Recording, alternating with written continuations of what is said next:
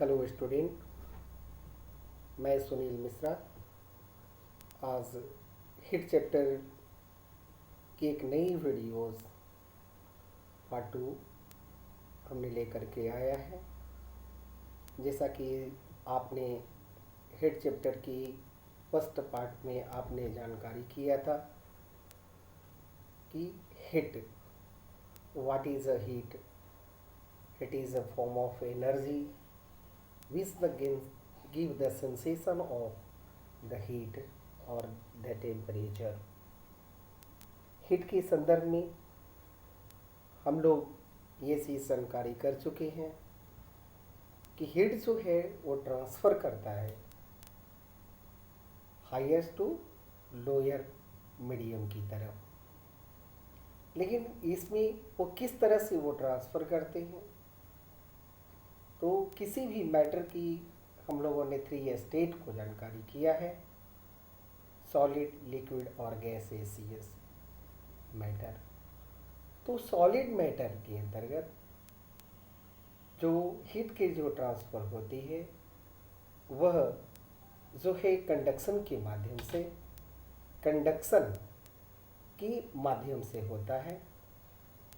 और हम लोगों ने इस वीडियोस के माध्यम से कंडक्टर और इंसुलेटर ऑब्जेक्ट के संदर्भ में जानेंगे।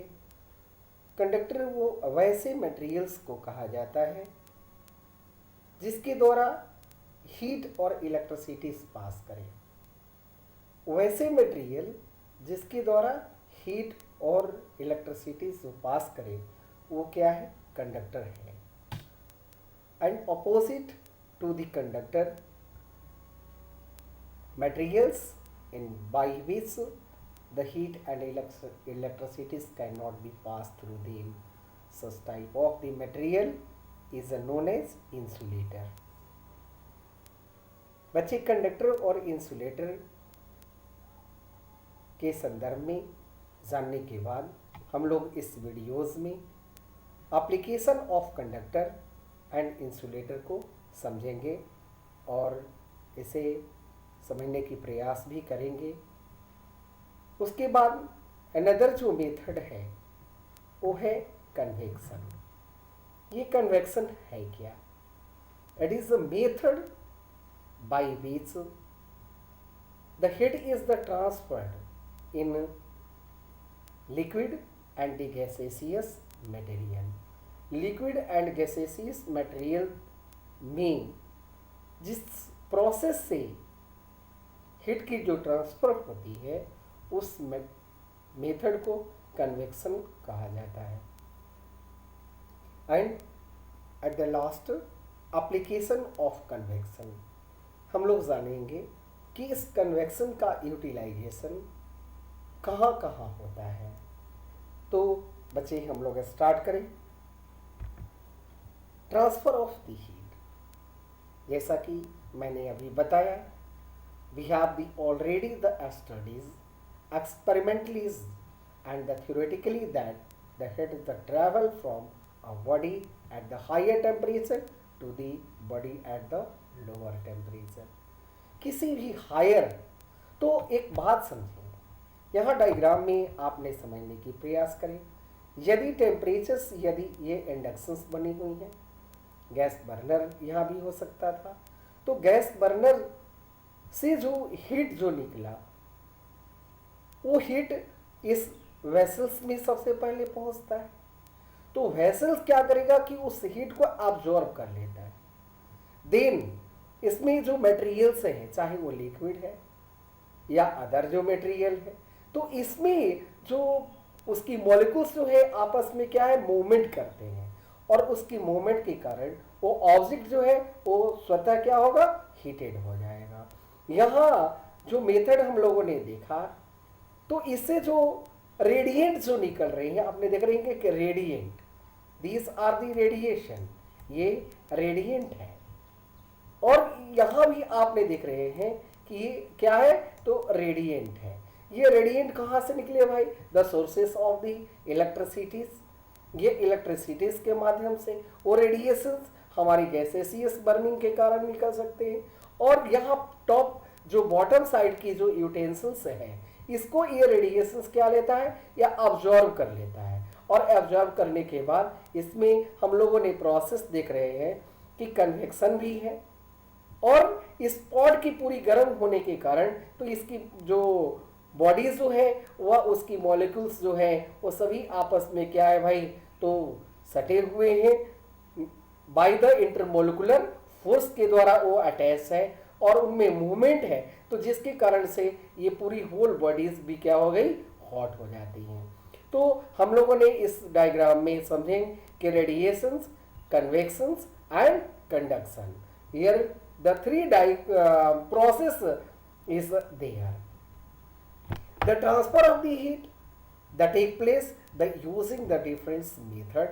These are conduction, convection, and radiation. Now we are the clear in the process of the conduction. Conduction को हम लोगों ने पुनः एक बार इसको क्लियर और होती है। In a conduction the heat transfer take place when the two bodies are the contact with each other. Two bodies, here is the two bodies and it is the connected to each other. आपने देख रहे हैं कि ये इससे क्या है भाई, it is a burner. ये क्या है भाई तो बर्नर है, और इस बर्नर से क्या है अटैच्ड है ये हमारी यूटेंसिल्स की जो सरफेस जो है इसके साथ में क्या है अटैच्ड है।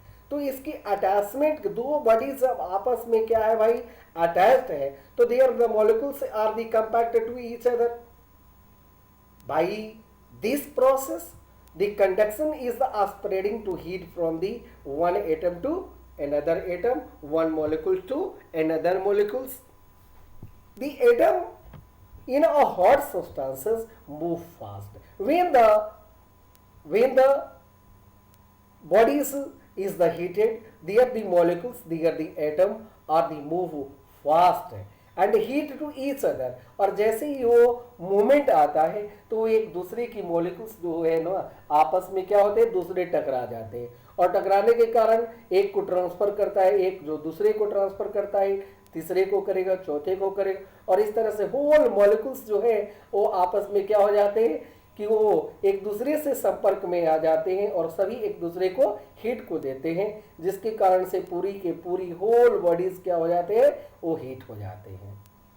The atom in hot substances move fast and heat each other, these collisions passes energy, और वो आपस में क्या है कॉलाइज करने के कारण आपस में टकराने के कारण on the nearby atom and those atom passes the energy to the next atom, so on, और इस तरह से बराबर क्या होती है वो चलती रहता है। When you touch a hot cup of a tea, the heat from the cup the gets the transfer to your hand and this process of the conduction. तो यहाँ हमने देखा क्या कि हमारी हैंड है और वो कप ऑफ टी है, और दोनों जब कप ऑफ टी खुद से क्या था वे हीटेड था, वो गर्म था, और जैसे ही हमने उसको टच किया तो by the touching of the hand the heat is the transferred in our hand and then we feeling the it is a very hot. The conduction is the process of the transfer of the heat that take place in a solid. जैसा कि मैंने अभी आपको बताया कि conduction जो होते हैं वो सिर्फ और सिर्फ सॉलिड में होता है।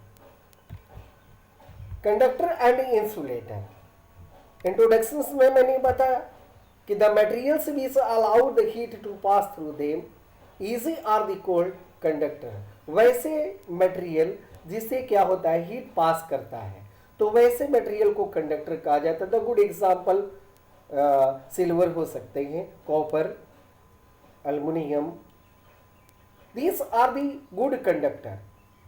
Most metals are the good conductor of the heat. यदि क्वेश्चन पूछा जाए कि give the two example of the conductor, आप आराम से लिखेंगे iron is also conductor, copper is also conductor, aluminium is also conductor.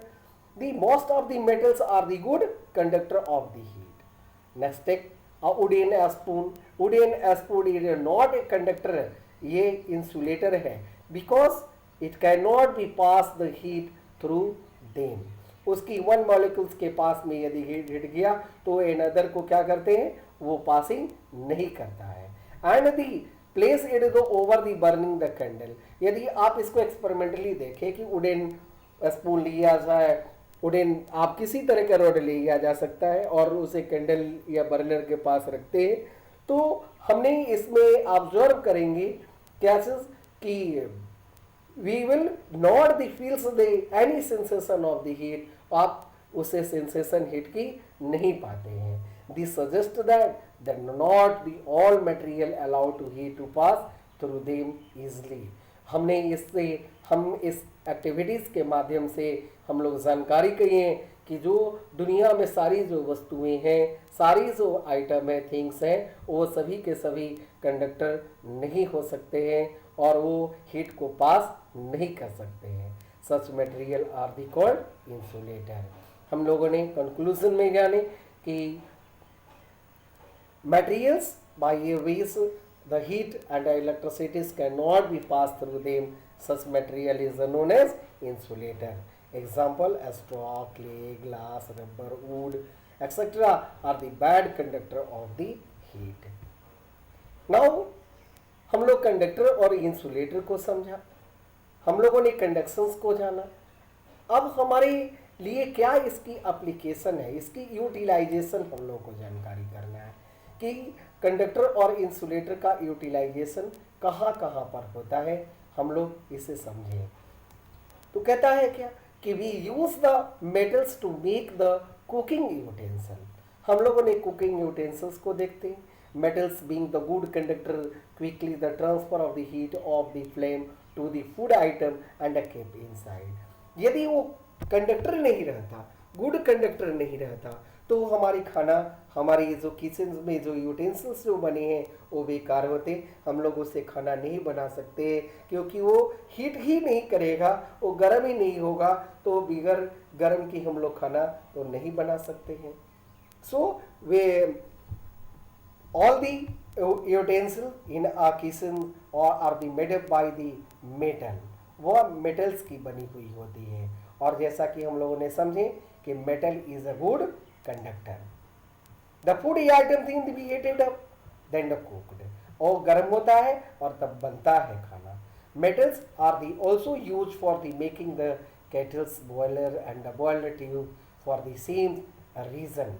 इसी कारण से ये बॉयलर में, बॉयलर ट्यूब में हम लोग इसकी कंडक्टर के द्वारा बना हुआ इसकी इस्तेमाल करते हैं क्योंकि वो हीट को क्या करता है भाई, ट्रांसफ़र करता है और इससे हमारी वर्क इजली कंप्लीट होता है। You use the wooden or the plastic handle for the holding tea kettle and the cooking utensil. बेकेलाइट्स की आपने हम लोग बात करते हैं। टी केटल्स में हम लोगों ने देखा कि प्लास्टिक की हैंड बनी हुई है, वुडन्स की भी कुछ मटेरियल्स होते हैं। तो जो मटेरियल, ये मटेरियल जो है प्लास्टिक है, वुडन है, and handle of the holdings the tea kettle, ये are the insulator by which the heat cannot be passed through them. These handle help us to hold them even when the object themselves are the quite hot.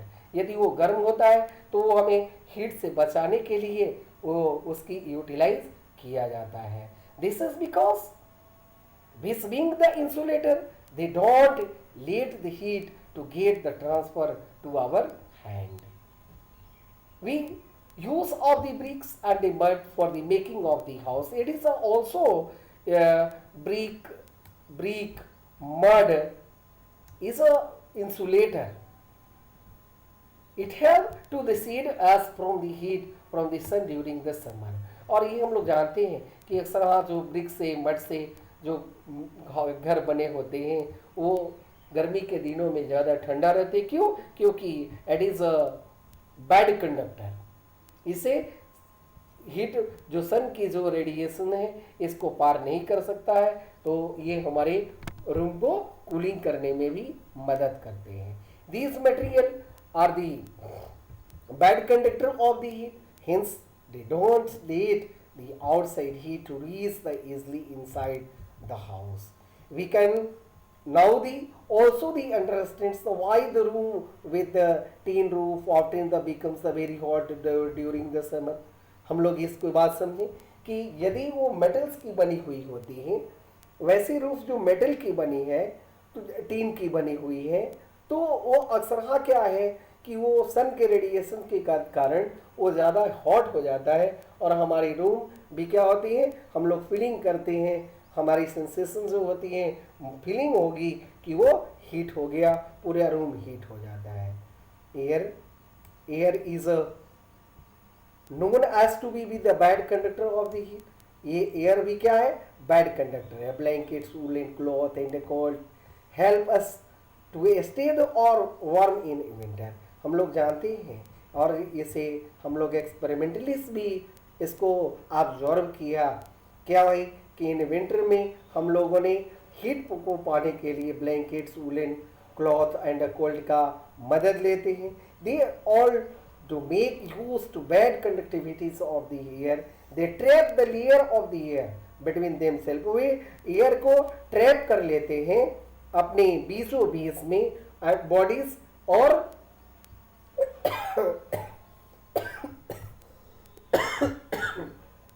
Called के माध्यम से. such the trappings of the air is much better in a new coil than the old one. Our the body's heat then does not easily escape out through this trapped air layer and is used as a warm. और हम लोग उसकी air के trap होने के वजह से हम लोग गर्मी महसूस करते हैं. Ice box are the often the made up of the doubles walled container. हम लोग आई बॉक्स को यदि देखें तो उसकी जो बनावट होती है वो डबल लेयर्ड होता है. इसकी लेयर जो होती है वो लेयर जो होता है एयर उसमें फिलअप होते हैं. They trap the between the two walls.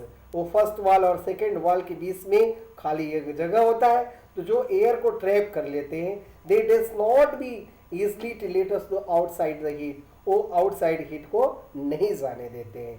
तो ये हमारे क्या करेगा भाई, तो जब एयर पास नहीं करेगा तो वार्मर नहीं होगा और वार्मर नहीं होगा तो हमारी आइस क्या होगी, बहुत समय तक वो आइस ही सॉलिड फॉर्म में बना रहेगा, वो मेल्ट नहीं करेगा. This ice therefore does not B melt quickly. और इस तरह से हम लोग को मेल्ट होने से बचाया जाता है. Now the term convection. Convection हम लोगों ने जैसा कि बताया है कि conduction, convection and radiation is the three methods by which the heat is the transferred. The next method is the convection method. Convection is the process of the heat transfer. It take place both liquid and gaseous. हम लोगों ने देखा अभी कि solid में क्या था भाई, कंडक्शन के माध्यम से हीट ट्रांसफर हो रहे थे, लेकिन ये प्रोसेस कन्वेक्शन प्रोसेस के द्वारा लिक्विड एंड गैस में ट्रांसफर ऑफ दी हीट होता है. हीट की ट्रांसफर इसी प्रोसेस से, कन्वेक्शन प्रोसेस से होता है. इफ द लिक्विड और द गैस इज हीटेड, कहते हैं कि लिक्विड और गैस यदि हीट होगा, इट एक्सपेंड, वो क्या होगा, फैलेगा, become the less dense and the rises. And वो क्या होगा भाई कि वो डेंस होगा, लेस डेंस होता है और वो राइज करता है, ऊपर की ओर जाता है. द कूलर डेंसर्स लिक्विड और the gases then be sink to take its the place and thus the convection current is the set up. और इसके कारण से क्या होगा भाई कि कूलर और डेंसर लिक्विड जो गैसेसियस को होगा वो उसके बाद वो सिंक कर जाते हैं to take its the place, अपने प्लेस पे. फॉर द एग्जाम्पल,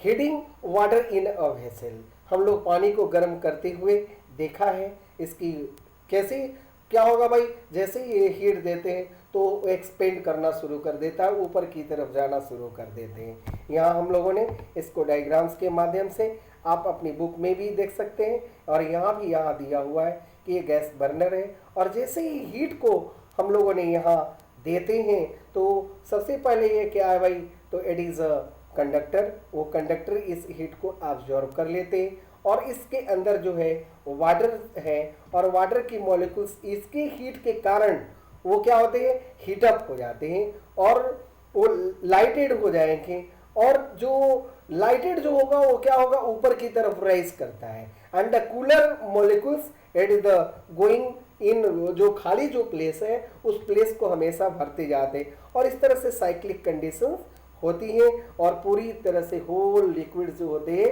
वो क्या होगा, हीटेड हो जाता है।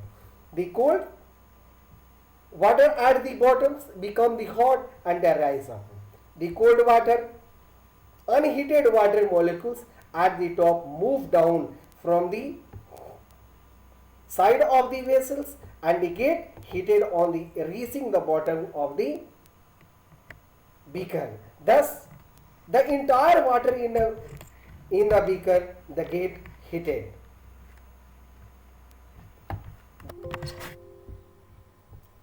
Next, application of the conductor and the insulator. हमारे पास में यहाँ दो कंडक्टर एंड एप्लीकेशन ये दोनों को पढ़ने के बाद हम लोगों ने कन्वेक्शन को देखा, और कन्वेक्शन के बाद एप्लीकेशन ऑफ द कन्वेक्शन। अब इस कन्वेक्शन का यूटिलाइजेशन, एप्लीकेशन दैट मीन्स भी यूटिलाइजेशन, इसकी यूटिलाइजेशन हम लोग का कहाँ कहाँ होता है। तो आइए हम लोग इस वीडियोस के माध्यम से पुनः एक बार देखें। The air with the breath out, हम लोग श्वास तो लेते ही हैं भाई, और एयर एक्सेल करते हैं। तो एक्सेल्स एयर क्या होता है, हम लोग फीलिंग किया है कि इट इज अ वार्मर, वो गर्म होता है, and it is a lighter, और गर्म के साथ साथ क्या होगा भाई, वो लाइटर होता है, जिसके कारण से क्या होगा कि वो दूसरी प्लेस पर आसानी से क्या हो जाते हैं, वो मूव कर जाते हैं। It the move up in the room, go to out of the ventilator, और वही एयर जो है वो लाइट होने के कारण, हल्के होने के कारण, वो हमारी डोर के माध्यम से, विंडोज के माध्यम से, वेंटिलेटर के माध्यम से वो हमारे रूम से बाहर चला जाता है, and made near the ceiling the fresh air the come through the Windows and the door, और वो उसी डोर से फिर से वो कोल्ड एयर जो है वो हमारे रूम में प्रवेश करता है। It the cool and the take place the excel air, और उस एक्सेल जो एयर जो था, लाइटर जो था, उसकी प्लेस वो ले लेता है, वो उसको भर देता है। In winter the hotels and the other the buildings are the centrally heated on the principle of the convection. हम लोग देखा कि उसको सेंट्रली हीटेड है, एक वर्ड आया क्या, सेंट्रली हीटेड, उसको बीचों बीच में उसको हीटेड किया जाता है। क्यों भाई, तो उसकी जो हीट है वो चारों तरफ क्या होगा, क्योंकि वो हीट करने के बाद में क्या होगा कि वो लाइटर होगा, और उस जो कूल एयर जो है वो उसके नज़दीक में आ, तो इस तरह से पूरी रूम क्या हो जाती है, धीरे धीरे वो हीट कर जाता है। Land and the sea breeze, that is a very important, land breeze and sea breeze, the both are the very important for the examination view, arises due to the convection। हम लोगों ने देखा क्या कि इसमें ब्रीज जो होते हैं वो डे टाइम्स में एंड नाइट टाइम्स में तो मूविंग करता है, वो एयर जो है मूव करता है, land to sea and sea to land. इसमें लैंड ब्रीज और सी ब्रीज में केवल मूवमेंट ऑफ द एयर का होता है, और ये जो प्रोसेस है बाय द कन्वेक्शन के द्वारा ही ये कंप्लीट होता है। तो इस तरह से हम लोगों ने देखा क्या कि आज की टर्म में कन्वेक्शन को पढ़ा, application of conductor and insulator को समझा, कंडक्टर और इंसुलेटर को समझा, कंडक्शन क्या है, और ट्रांसफर ऑफ द हीट। इस तरह से हम लोगों ने इस वीडियोस के माध्यम से पूरी तरह से transfer of the heat, conduction, conductor insulator, application conductor insulator, convection and the application of the convection को समझा। उम्मीद है कि आप लोगों को वीडियो पसंद आया होगा, और नेक्स्ट पार्ट में भी हम लोग इसको समझने की प्रयास करेंगे और इसे देखेंगे। Thank you.